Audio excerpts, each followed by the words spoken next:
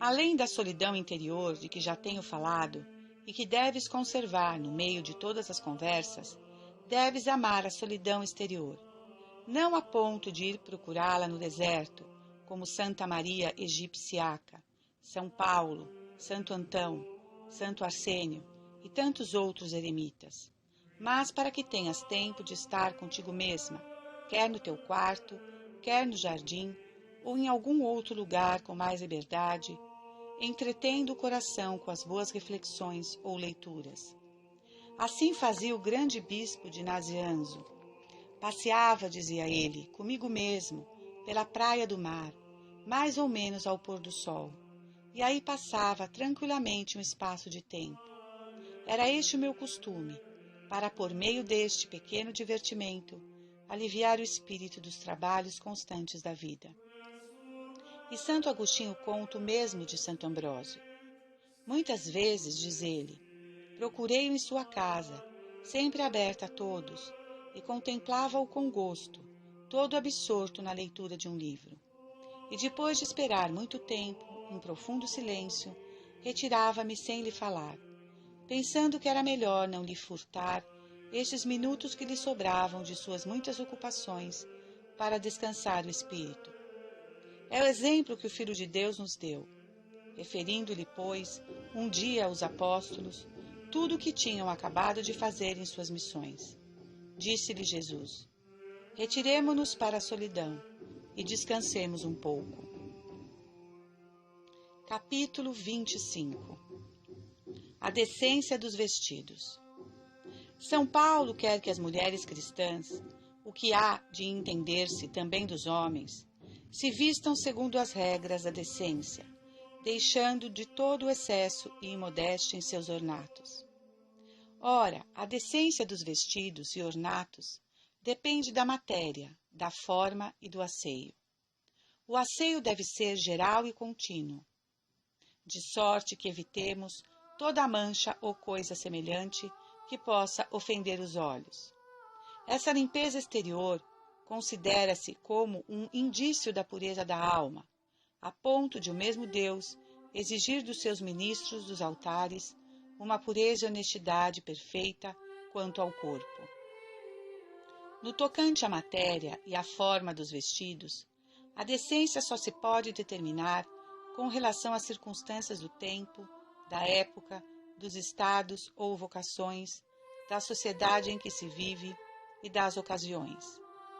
É uso geral vestir-se melhor nos dias de festa, à proporção de sua solenidade, ao passo que no tempo da penitência, como na quaresma, se escusa muita coisa.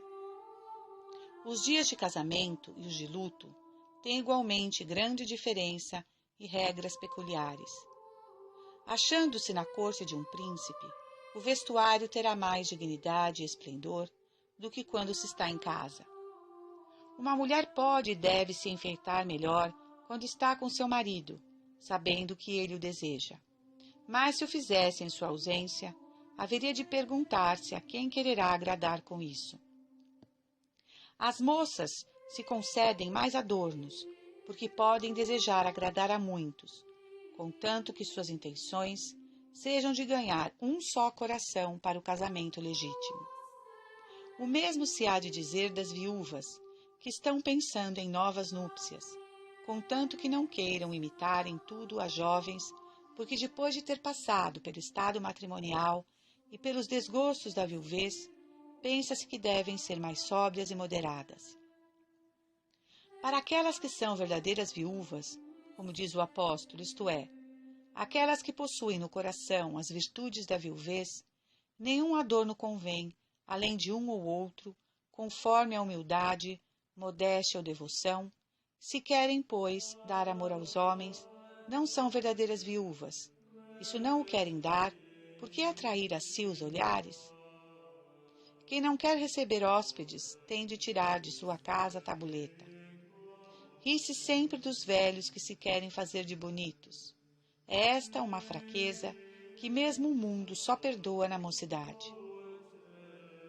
Conserva um asseio esmerado, Filoteia, e nada permitas em ti, rasgado ou desarranjado.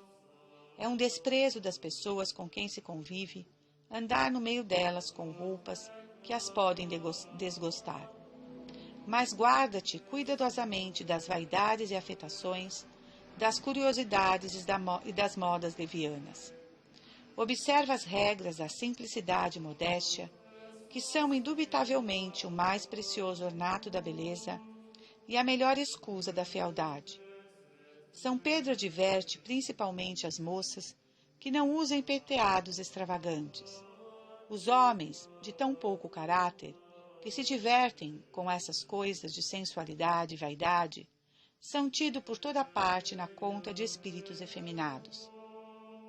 Disse que não se tem má intenção nessas coisas, mas eu replico, como fiz outras vezes, que o demônio sempre tem. Para mim, eu desejava que uma pessoa devota fosse sempre a mais bem vestida de uma reunião, mas a menos pomposa e afetada, e que fosse ornada, como se lê nos provérbios, de graça, de decência e dignidade.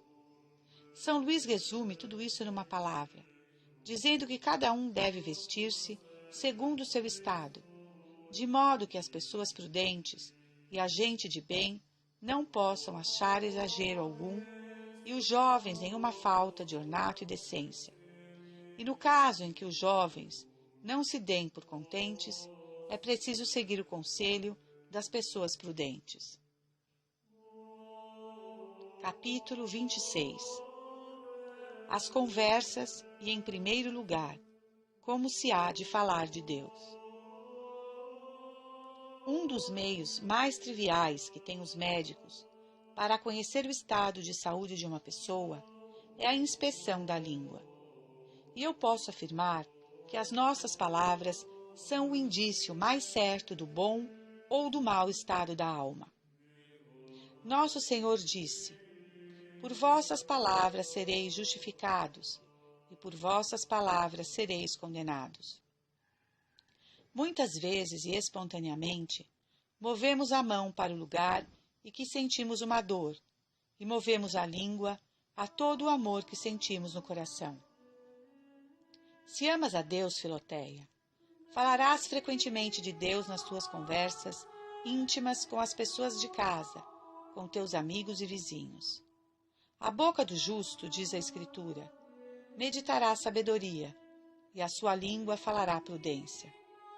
Fala, pois, muitas vezes de Deus, e experimentarás o que se diz de São Francisco, que quando pronunciava o nome do Senhor, sentia a alma inundada de consolações tão abundantes que até sua língua e seus lábios se enchiam de doçura. Mas fala de Deus como de Deus, isto é, com um verdadeiro sentimento de respeito e de piedade, que nunca fales dele manifestando uma ciência vã ou um tom de pregador, mas com espírito de caridade, mansidão e humildade. Imita, quanto a isso, a esposa dos cantares, derramando o mel delicioso da devoção e das coisas divinas no coração do próximo, e pede a Deus em espírito que se digne deixar cair este orvalho santo nas almas das pessoas que te ouvem. Sobretudo, não lhes fales com um tom de correção, mas de um modo de inspiração, e como os anjos, isto é, com uma doçura angélica, porque é admirável quanto pode alcançar nos corações uma boa palavra que procede do espírito de amor e mansidão. Jamais fales de Deus ou da devoção como assunto de diversão ou passatempo, mas sempre atenta e devotamente. Digo isto para te prevenir contra uma espécie de vaidade muito perigosa em que costumam incorrer muitas pessoas que fazem profissão de piedade, isto é, dizer a toda hora muitas palavras santas, como uma simples conversa e sem nenhuma atenção. E depois disso pensa-se que se é realmente tal como se deixou transparecer aos outros, o que infelizmente não se é de modo algum. Capítulo 27. Honestidade das palavras e respeito que se deve ao próximo. Se alguém não peca por palavras, é um homem perfeito, diz São Tiago. Tem todo cuidado em não deixar sair de teus lábios alguma palavra desonesta, porque, embora não proceda de uma má intenção, os que a escutam a podem interpretar de outra forma. Uma palavra desonesta que penetra num coração frágil estende-se como uma gota de azeite e às vezes toma posse de tal modo dele que o enche de 1000 pensamentos e tentações sensuais. É ela um veneno do coração que entra pelo ouvido, e a língua que serve de instrumento a esse fim é culpada de todo o mal que o coração pode vir a sofrer, porque ainda que neste se achem disposições tão boas que frustrem os efeitos do veneno, a língua desonesta, quanto dela dependia, procurou levar esta alma à perdição. Nem se diga que não se prestou atenção, porque nosso Senhor disse que a boca fala da abundância do coração. E mesmo que não se pensasse nada de mal, o espírito maligno o pensa, e por meio dessas palavras suscita o sentimento mau nos corações das pessoas que as ouvem. Disse que quem comeu a raiz denominada angélica fica com um hálito doce e agradável, e os que possuem no coração o amor, a castidade, que torna os homens em anjos na terra, só têm palavras castas e respeitosas. Quanto às coisas indecentes e desonestas, o apóstolo nem quer que se nomeiem nas conversas, afirmando que nada corrompe tanto os bons costumes como as más conversas. Se se fala dissimuladamente em torneios sutis e artificiosos de coisas desonestas, o veneno encerrado nessas palavras é ainda mais sutil, danoso e penetrante, assemelhando-se aos dardos, que são tanto mais para temer, quanto mais finos são, e mais agudas têm as pontas. Quem quer granjear deste modo o nome e a estima de homem espirituoso, ignora completamente o fim da conversa. A conversa deve parecer-se com o trabalho comum de um enxame de abelhas para fazer um mel precioso, e o modo de agir dessas pessoas pode-se comparar com um montão de vespas em torno de uma podridão. Assim, se um louco te disser palavras indecentes, testemunha-lhe logo a tua indignação, voltando-te para falar com uma outra pessoa, ou de algum outro modo que te sugerir a prudência. Muito má qualidade é ter um espírito motejador. Deus odeia extremamente este vício e puniu-o, como se lê no Antigo Testamento, com muita severidade. Nada é mais contrário à caridade e máxime à devoção que o desprezo do próximo. Mas a irrisão e mofa trazem forçosamente consigo este desprezo.